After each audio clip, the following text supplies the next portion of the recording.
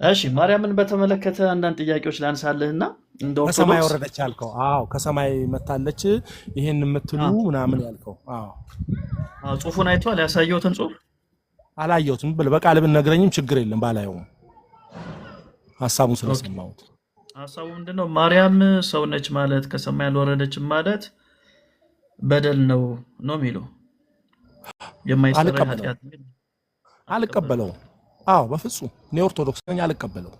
ምክንያቱም ደጋግምን መምህራን የሚሉት ማርያም እንደኛ ሰው ነች፣ እንዲያውም ካቶሊኮች መሰለኝ ይሄ የሚሉት ብለን ተምረናል። ስለዚህ ይሄ ጽሁፍ ስላለ አይደለም። ካቶሊክን ስማታጥፉ ካቶሊክ እንደዛ አትልም። ማርያም ከሆነ ሀገር ከሆነ ቦታ ነው የመጣችው ይላሉ መሰለኝ። እሺ አላንሳ ስለ ሰው ይቅርታ። እሱንም ኦርቶዶክስ ሰባኪያኖች ናቸው እነ ዲያቆን አሸናፊ አስረስ ናቸው እንደዛ ብሎ ማስተማር የጀመሩት እንጂ ካቶሊክ እንደዛ አትልም። እኔ ግን በእርግጠኝነት ሆኜ የምነግርህ ድንግል ማርያም የሐናና የኢያቄም ልጅ መሆኗን የሰው ልጅ መሆኗን በደንብ ተምሬያለሁ። ከሰማይ መጣች አይደለችም። ግን ያው መንበረ ፓትርያርክ ነው ያዘጋጀው ይህን ጽሁፍ። በፍጹም ለምን የዓለም አብያተ ክርስቲያናት አያዘጋጅም? አልቀበለም። እኛ እኮ ግራ ገባን። የራሳቸውን መጽሐፍ ነው ያሳየን። ማርያምን አልቀበልም። ሜሎስ አትቀበል። እሺ ሌላም አትቀበል መጽሐፍ እንግዲህ ላብዛባ። እሺ ጽሁፉን ነው መጽሐፉን ሳይሆን አሁን አንዳንዴ በጽሁፍ ውስጥ የሚገቡ እንትኖች ይኖራሉ። ለዛ ያችን ነው እንጂ ሙሉ መጽሐፍ ላይ ሆን ይችላል። እሺ መረጥ እንጂ ያሷን ብቻ ማለት እኮ አይቻልም። በቃ መጽሐፉን ካልተቀበልክ ሙሉን አትቀበልም። ያችን ብቻ የሚባል ነገር እኮ የለም። እሺ ይሁን በቃ መጽሐፉ ላይ ሰት ካለ አልቀበለውም ልበለ። ያው ፋክቶች ይኖራሉ። ኢየሱስ ተሰቀለ የሚለውን እዛ ላይ ጽሁፍ ካለ አልቀበለውም ማለት አይደለም ልፈልጌ ነው። ኦኬ እሺ ከዛ አንፃር ነው። አዎ እሺ እንቀጥል እስቲ ስለ ማርያም እንደ ኦርቶዶክስ ቤተክርስቲያን ለምሳሌ ፍልሰታን ታከብራለህ አይደል? አዎ ኦኬ ለምንድን ነው የምታከብረው? ያው ሐዋርያት የጾሙ ጾም ነው ተብሎ ነው የተነገረው። ሐዋርያት የጾሙ ጾም ነው። መቼ ነው የሞተችው ማርያም? በ21 ጥር 21 መቼ ተቀበረች? እኔ እንጃ ምናልባት ከመጽሐፍ ቅዱስ ውጪ ስለሆነ ትንሽ አላቅም። ጥር 21ስ መጽሐፍ ቅዱስ ላይ ነው ያለው?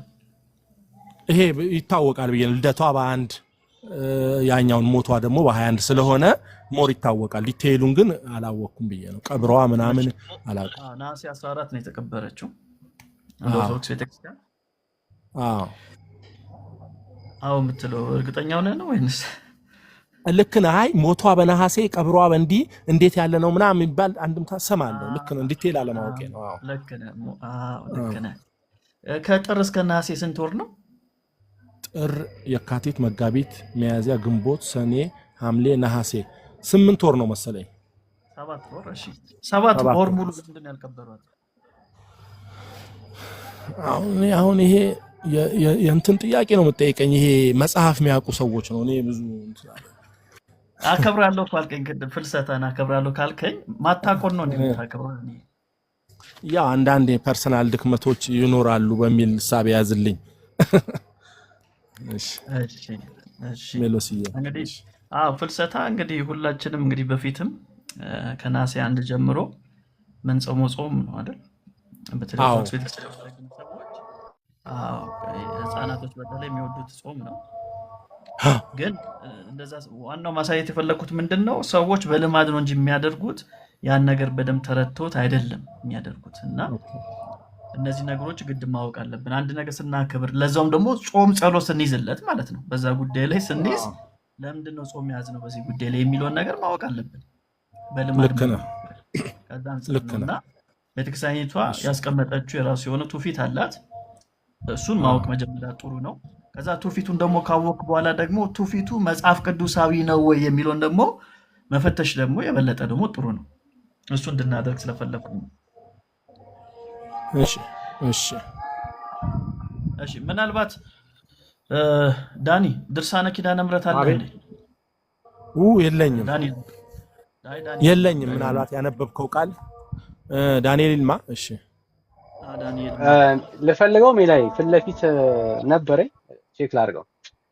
አዎ ካለ አንዳንድ ነገሮችን ደግሞ ከዛ ላይ ብናወራ በተለይ ከመዳን ጋር ተገናኝቶ እሺ ልፈልግ። ብናወራ ብዬ ነው። እሺ ፈልግና ካገኘው እሱን እናደርጋለን። እስከዛው ዳኒ ካንተ ጋር እንቀጥል። እሺ እንግዲህ ስለ መዳን እናውራ። እሺ ሜሎስ የእግዚአብሔር አገኘው በጣም አሪፍ። ገጻችን ከተመሳሰለ ጥሩ ነው የሚሆነው። አገኘሁት ሚላይ። እሺ እግዚአብሔር ሰማይና ምድርን የፈጠረው ሔዋንን የፈጠረው አዳምና ሔዋንን የፈጠረው ለማርያም ብሎ ነው። በቀጥታ በአንደር ኮቴንሽን ብታደርግልኝ ለማርያም ብሎ አይደለም፣ እንደው ትርጓሜ ሌላው ካልሆነ በስተቀር ማርያም ራሱ እሱ ለምሳሌ ማቱሳላ እድሜው ረጅም ነበር አይደል? አዎ የማቱሳላ እድሜ የረዘመው እግዚአብሔር ለማርያም ብሎ ነው? ስለ ማርያም ብሎ ነው አይመስለኝም። እድሜ ነው በቃ በ80 ሰው እንደሚሞተው በልጅነት እንደሚሞተው የማቱሳላም ረዘመ። ምናልባት እግዚአብሔር አንዳንድ ሰው እድሜ ያረዝማል፣ አንዳንዱን ደግሞ እንደዚሁ የእግዚአብሔር ፍቃድ ነው እንጂ ለምን ለማርያም ብሎ የሚያገናኘው ነገር አለ? አይ ዶንት ቲንክ። በዛ ጊዜስ ማርያም ራሷ ነበረች እንዴ? በኖህ ጊዜ የለችም። ኦኬ ሰማይና ምድር ሲፈጠሩስ ነበረች? ሰማይና ምድር ሲፈጠሩ የለችም እንጂ ኤግዚስት አታረግም። ስለዚህ ኤግዚስት ሳታደርግ እግዚአብሔር ስለ ማርያም ብሎ ሰማይና ምድር ሊፈጥር አይችልም። አዎ እስቲ ዳኒ አንብብለት ገጽ 39 ላይ።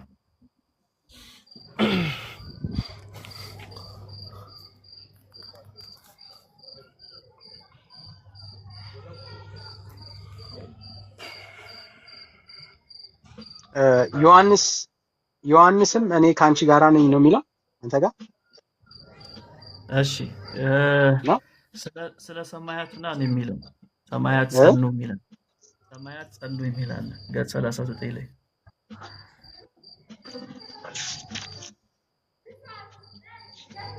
እኔ መጽሐፉን ስላልያዝኩ ስቱዲዮ ስለሆነ ነው መጽሐፉ።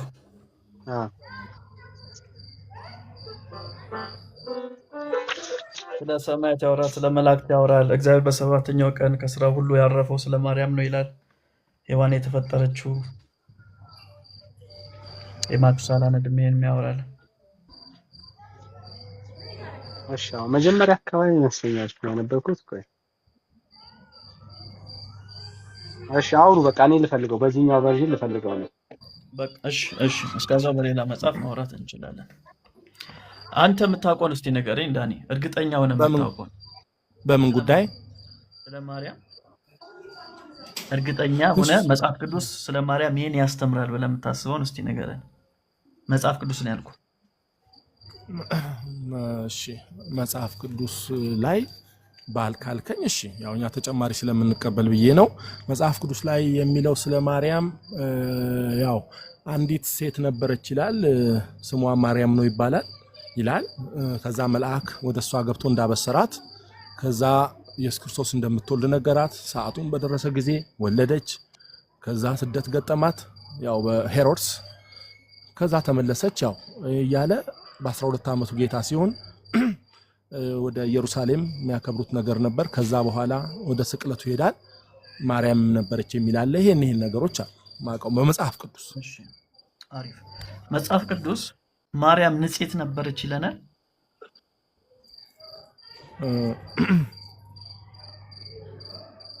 እሱ በትርጓሜ ነው የምታመጣው ብዬ አስባለሁ። እንደዚህ አይነት ቃላቶች ዳይሬክት አንደር ኮቴንሽን ላይኖሩ ይችላሉ፣ ግን ማንን ወለደች እንዴት ወለደች በሚለው ስታመጣው በትርጓሜ በአንድምታ ልታገኘው ትችላለህ። እንዴ ቃል በቃል ማርያም ንጽሕት ነች የለም እኮ ይሄ ፋክት ነው። ማርያም ንጽሕት ነች የሚል ቃል የለም። በጣም ምን ማን ይዋሻል ብለህ ታስባለህ? እሺ ትርጓሜ ካላመጣው አንድ ጽሁፍ በቃ እኔ ላሳይ ዳኒ። እሺ ቅድም ያልኩትን ከሌላ መጽሐፍ ላሳይ። እስከዛው አንተ ፈልገው ካገኘ ዳኒ እኔ ከድርሳነ ማርያም የሆነ ጽሁፍ ላሳያችሁ።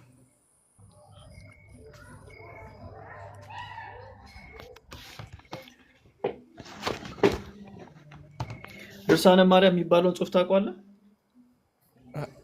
አይ ያው እንዲህ ሰው ሲል ነው የሰማሁት እንጂ የለኝም እኔ። እሺ ይሄ ምን ይላል እዚህ ጋር? ድርሳነ ማርያም ይላል። ይታያል አይደል? አዎ መጽሐፉ ነው። እሺ ገጽ 129 እሺ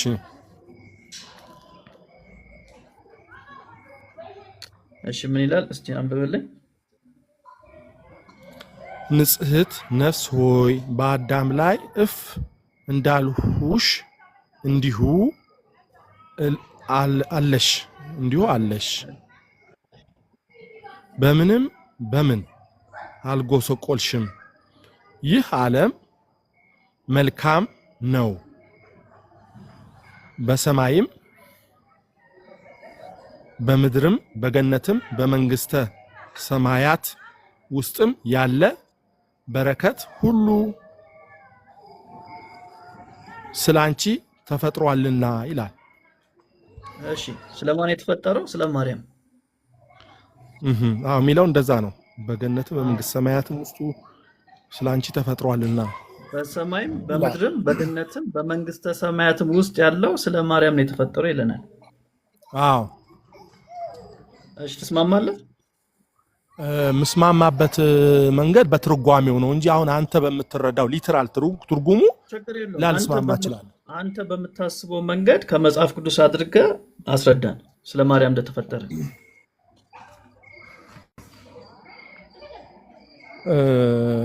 መጽሐፍ ቅዱስ እኮ ሁሉን ነገር ላይዝ ይችላል ሜሎስ። አሁን በመጽሐፍ ቅዱስ ካለን እኮ ከባድ ነው፣ ግን ይሄ በትርጓሜ ነው የምታመጣው። አለበለዚያ ስለ ኢየሱስ ክርስቶስም እኮ መጽሐፍ ቅዱስ በትርጓሜ አድርገህ እንዴት ነው እግዚአብሔር ለማርያም ብሎ በገነትም በምድርም በመንግስተ ሰማያትም ውስጥ ያሉት ጠቅላላ የተፈጠሩት ለማርያም እንደሆነ የሚያሳየው?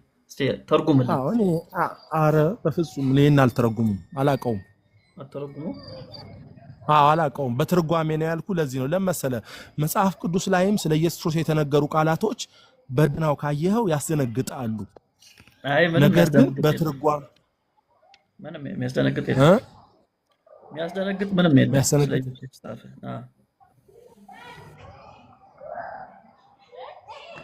እሺ ምናልባት እኔ ብሰጥ እንትን አትልም? አይ እኛ ምንም ስለ ኢየሱስ የሚያስደነግጠን ምንም ነገር የለም።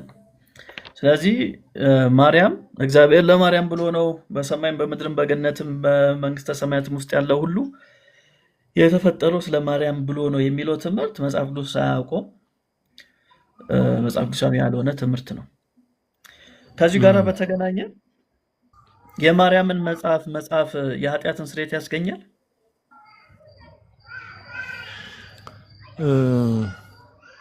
እኔ እንጃ ይላል ይላል ወይ? አንተ ምን ታስባለህ? የበረከት ስራ ሊሆን ይችላል። አይ ዶንት ኖ እኔ አላቅም። እንደዚህ አዋልድ መጽሐፍቶች ላይ ብዙ እንትን የለኝም። እሺ ምንድነው የምታውቀው? እሺ የምታውቀው ላይ ነው። እኔ ባይብልን ነው መጽሐፍ ቅዱስን ነው የምታውቀው? ግን እና ግን ማንኛውም ይሄ የውጭ መጽሐፍ የአዋልድ መጽሐፍ የሚባሉት ከመጽሐፍ ቅዱስ ከተጋጩ አልቀበልም፣ ግን እቀበላለሁ። ማንኛውም ግን ከመጽሐፍ ቅዱስ የሚጋጩ ሐሳቦች ካሉት አልቀበልም። ምክንያቱም ጋይድ የሚያደርገኝ ብርሃኔ መጽሐፍ ቅዱስ ነው። እሺ አሁን ያነበብኩል ጽሑፍ ከመጽሐፍ ቅዱስ ጋር ይጋጫል አይጋጭም? የትኛው ለሰማይና ምድር ተፈጥሯል የሚለው? ስለ ማርያም ነው የተፈጠረው የሚለው እኮ አልኩ። ትርጓሜ ያስፈልገዋል ነው ምን በትርጓሜ እስቲ አስታርቅልኝ ስለ ደግሞ እሱንም አላውቀውም አልከኝ። ለምሳሌ እኔ በዚች ምድር የመጣሁት ሰላምን አይደለም ሰይፍን እንጂ የሚለው የክርስቶስ ንግግር ምን ማለት ነው? ሰዎች ይለያያሉ ማለት ነው። እናት ከልጇ ይለያያሉ ማለት ነው። እዛው ላይ ተረጉመዋል እኮ ሰይፍ የሚለያይ ነው። ስለዚህ እናት ከልጆቿ ጋር፣ ባል ከሚስቱ ጋር ይለያያሉ በእኔ ምክንያት ለማለት ነው። ምንም እዛው ይተረጉመዋል። ቀላል ነው። እኔ ግን ለዚች ምድር ሰላምን ላመጣ አልመጣሁኝም ይላል። ግን ሰላም ሊያመጣ አልመጣም። እንደዛ አይደለም የሚለው ቃሉ ራሱን ብያለሁ እኮ ነገርኩ። ሰይፍን እንጂ ሰላም ሲል እዛው ላይ ተረጉመዋል። በቃ ሰይፍ ይለያያል። ቃሉ የተነሳ እኔ ሰዎች ሰላምን ላመጣ ይለያያሉ። አልመጣሁም። እዛው ይተረጉመዋል ወዳጄ። ምንም ከዚህ ከማርያም ጋር አይገናኝም። ምንም አይ ከማርያም ጋር አይገናኝም። አንደርኮቴ ቃሉ ነው ትርጓሜው ሳይሆን ቃሉ ባይተረጎምልኝ ምን ብለህ ተረጉመው ነበር? እዛው ተተርጉመዋል። እኔ አይደለም የተረጎምኩት፣ እዛው መጽሐፉ ራሱ ተርጉሞታል ወዳጄ። እሺ እዛው ቀጥላይ። ተርጉሞታል። ስለዚህ ይሄኛውን አንተ ልታስታርቀው ትችላለህ ወይ ነው ጥያቄ። አችልም። አይ በትርጓሜ ነው። እኔ ብዙም የትርጓሜ መምህር ስላልሆንኩኝ እንዲህ ነው ብዬ በስጋዊ ትርጉም አልተረጉመውም። ወይ ድርሳናትና ገድላት ትርጓሜ ያላቸው ይኖራቸዋል አላቸው ወይ ነው ጥያቄ። ይኖራቸዋል ሳይሆን አዎ አላቸው ወይ? ይኖራቸዋል። የላቸውም። አዎ የላቸውም። የላቸውም። አዎ። እኔ ከመቼ በቤተክርስቲያን ወዲህ ነው ያለው ድርሳን ትርጓሜ የሚኖረው?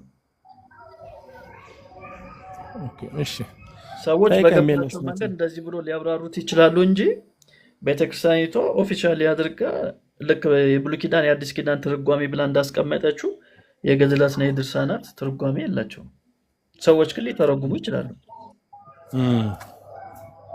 ሊተረጉሙ ይችላሉ። አዎ እሺ መጽሐፍ ቅዱስ ነው ማውቀው ስላልከኝ እሺ ከመጽሐፍ ቅዱስ ላይ አንድ ጥያቄ ብቻ ልጠይቅህና እሺ መጨረስ እንችላለን። እሺ መጽሐፍ ቅዱስ ላይ ለማርያም የሰገደ ሰው አለ? የለም። የለም። አንተ ግን ለማርያም ስዕል ትሰግዳለህ። በትርጓሜ ግን ዮሐንስ ሰገደ በዘለለ የሚለው ሰገደ ነው የሚል እንትን አለ። ግን ቃሉ ሰገደ የሚል ቃል ግን የለም በዳይሬክት። አንተ ግን ለስዕል ትሰግዳለህ ነው ያልከኝ? አንተ ለስዕል ትሰግዳለህ አይደል? አዎ ሰግዳለሁ። አዎ። እሺ መጽሐፍ ቅዱስ ላይ ለስዕል የሰገደ አለ? የለም። ሜቢ የለም። የለም። በጣም ጥሩ። ስለዚህ የምታደርጉት ነገር ሁሉ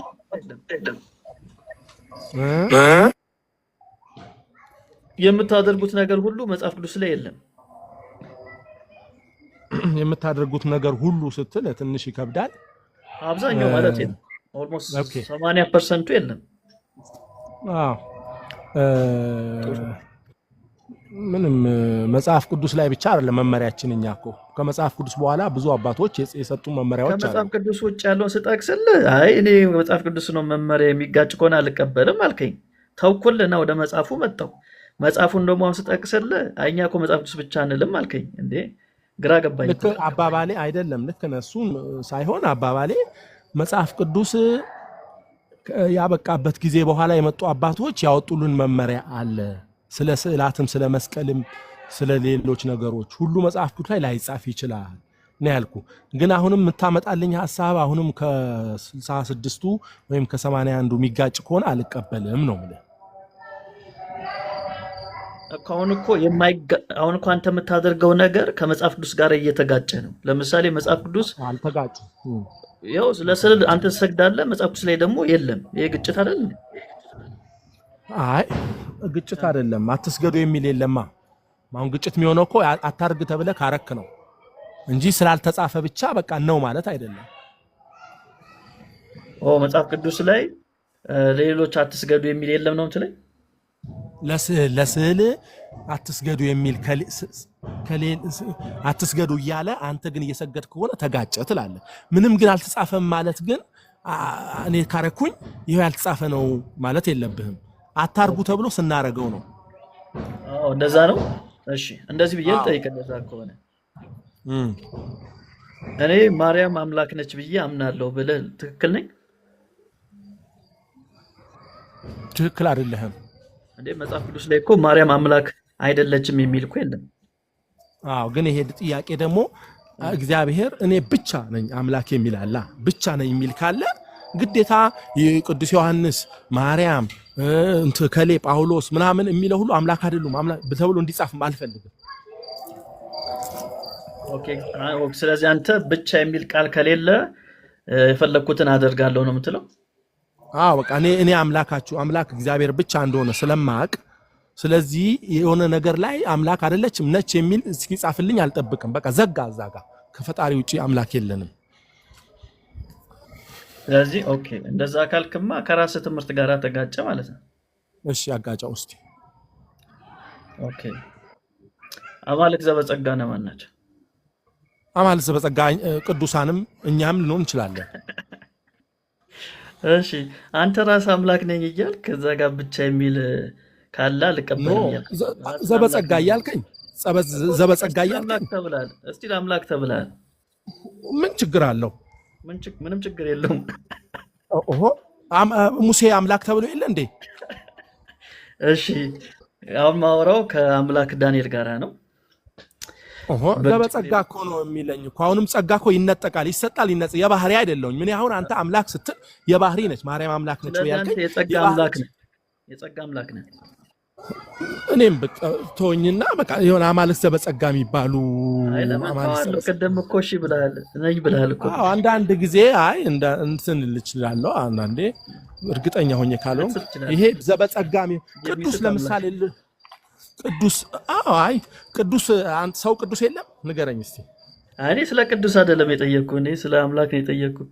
ሰው ቅዱስ የለም ወይ ሜሎስዬ? እኔም እየረዳኸኝ እንጂ። አይ ሰውማ ቅዱስ አለ፣ ምን ጥያቄ አለው? ግን እግዚአብሔርስ ቅዱስ አይደል? እኔ እኮ የኔ ሀሳብ አይደለም ያንተ ሀሳብ እኮ ነው። ገባኝ። እኔም ስጠይቅህ እግዚአብሔርም ቅዱስ ነው፣ ሰውም ቅዱስ አለ። ግን የእግዚአብሔር የባህሪ ቅድስና፣ የሰው ደግሞ የጸጋ ቅድስና ነው። ሊያጠፋ ይችላል፣ እንደዚሁ ደግሞ ላያጠፋ ይችላል። እሺ ስለዚህ አንተ በጸጋ አምላክነት ምንድን ነው የምታደርገው? ያው የአምላክን ባህሪ ተካፋይ ነኛ እኮ ምንድን ነው የምታደርገው በዚህ በጸጋ አምላክነት? እስቲ የሆነ ነገር አድርግልን። ኧረ ሜሎስዬ ይበቃኛል። እኔ ከአቅሜ በላይ ነው ጥያቄዎች። ሜሎስዬ ያው ብዙ የተማሩ ሰዎች አሉ፣ ከነሱ ጋር እኔ አቅሜን ለመመለስ የምችለው ነው። ሀሳባችን ያው ማሸራሸር ስለሆነ አንተ ጋር ያለውን ምናምን እናወራና ከተቻለ ወደ አንድ ፖይንት እንመጣለን። ካልሆነ በቃ ሀሳባችንን ብቻ አስቀምጠን ግን እንለያያለን። እኔ ብዙም ዘበጸጋ አሳየኝ ምናምን የምትለኝ እንዲህ ዲቴይል የሆኑ አይዲያዎች ስለሆኑ ትንሽ ልቸገር እችላለሁ ለማለት ነው ሜሎስዬ። ነገ ተማሪዎቼ ትምህርት ቤት ሄዳሉ፣ ገላቸውን ማጠብ አለብኝ። እሺ ዳኒ፣ እሺ ተባረክ፣ አመሰግናለሁ። እግዚአብሔር ይስጥልኝ።